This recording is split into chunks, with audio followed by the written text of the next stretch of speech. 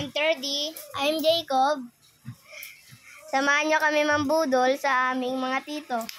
Dito kami kumain sa Tokyo. And we ordered Tokyo Family Feast! Namin nabudol ang tito namin. May tempura, Beef misono, pork tonkatsu, rice and drinks na rin.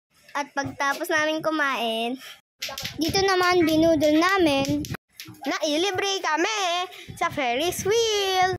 Wala sa plano nila to dahil may bibilin lang sila sa SM. O, diba? May lato-lato pa rin. Yun lang. Thank you for watching.